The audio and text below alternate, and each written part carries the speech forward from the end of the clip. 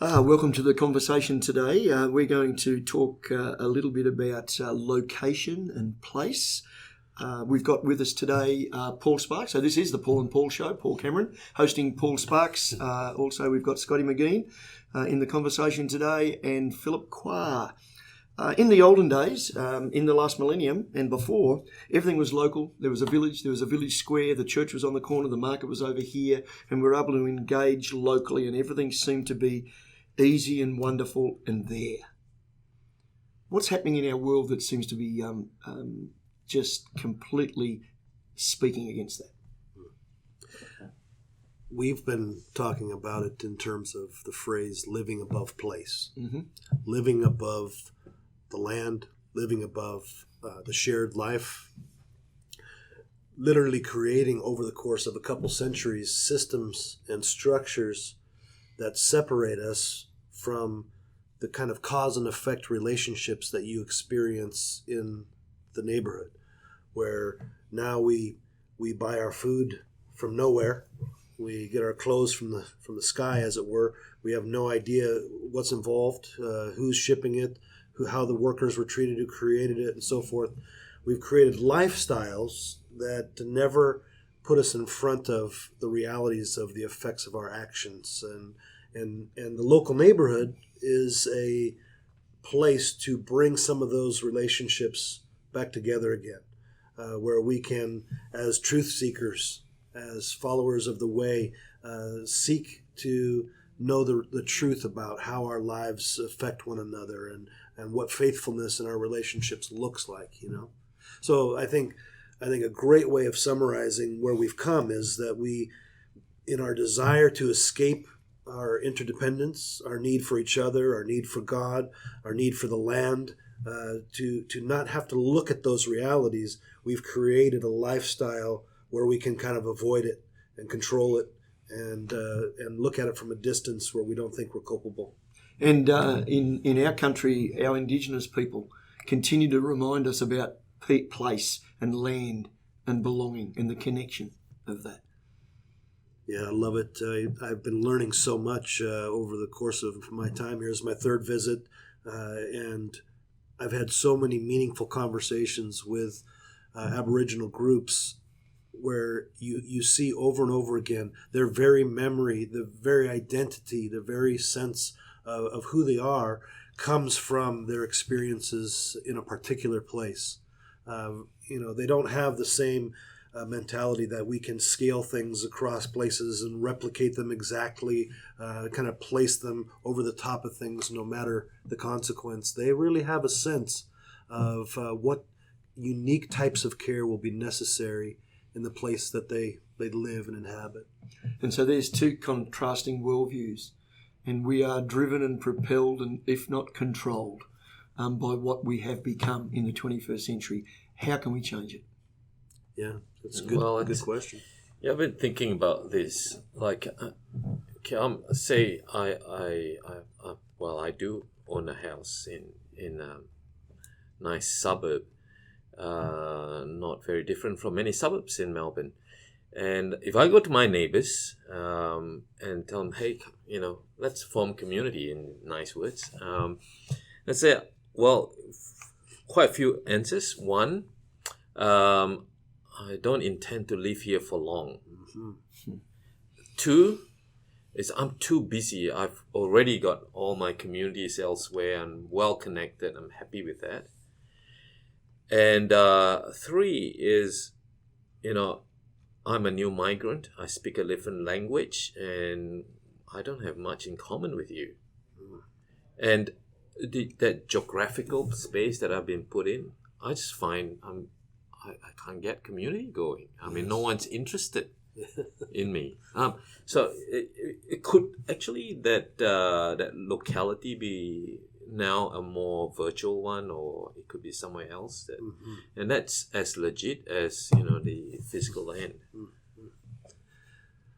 It's such a rich question, and I think the things that you brought forth, those three different areas, wow, those are new problems for our time, aren't they? Yes. Yeah.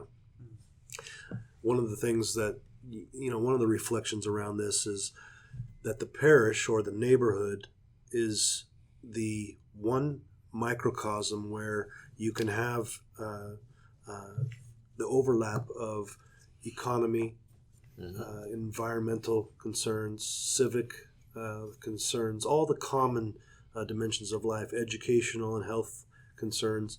That is the one place where those things overlap one another and are kind of set against each other, where you can see the interplay of those things. And so my sense is that there's something fundamental about that. There's something primary and maybe even primal about learning to be human by sharing life in the face-to-face, in the everyday realities of those interdependent systems, as it were. And that we learn how to be human in those face-to-face ways, and that is what gives us the capacity then to interact in online or virtual worlds and treat people humanly there. I think the frightening thing really is when the reverse happens, when we are brought into the world from the get-go as children in virtual realities, and where you can delete your friends, or you do online dating, and you can give you don't like this girl, you can give this girl to it's such bizarre phenomena that happen online. And you learn how to be human in those contexts. And now when you go back into the neighborhood, you have a posture that this is how you treat people.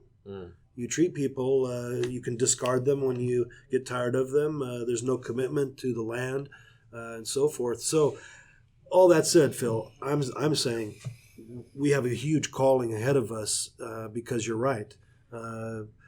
We're living in a time when the only way we're going to get at it is if we start listening to the deepest longings that God has planted in people's hearts. Because I think at the end of the day, we're busy, we're tired, we're fragmented, we speak different languages, we have all these variables against us, but we have for us that humans were made for this kind of sharing of life, and they long for it. And you can see that reappearing, can't you? Yeah, absolutely. I wonder, even just as we think about that, and as I think about sort of churches or congregations, and I'm just thinking, even plenty of churches actually have their suburb or their location in the name, but I wonder if instead that's actually just, it tells us where we gather, not where we dwell, and what it might mean if we were to actually shift to the suburb next door. What actually changes about the way we function, about the way we, or 3 suburbs across, does anything change? And I think scarily, for most of us, it probably wouldn't. Our models are just implanted on that area, and we gather, as opposed to being a community of people dwelling in that place and trying to be God's people there.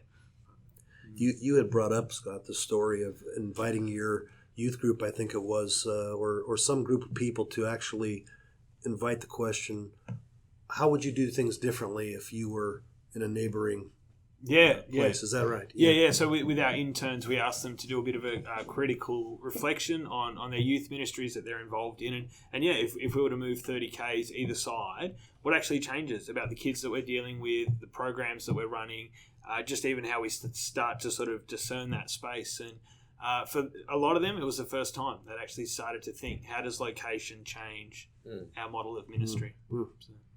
It's so funny coming all the way across the globe.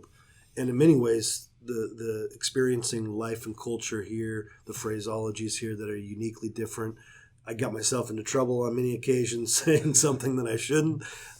However, I also found there were certain places throughout the city where I literally, if I could have blinked, would have said, I'm back home in Seattle, I'm back home in Tacoma, passing by Kentucky Fried Chicken, passing by, similar stores and structures, and you see where we learned this from. Yeah. This idea that you can kind of stamp it on every single place. And, you go into church buildings and they look exactly the same structure, style, and so forth.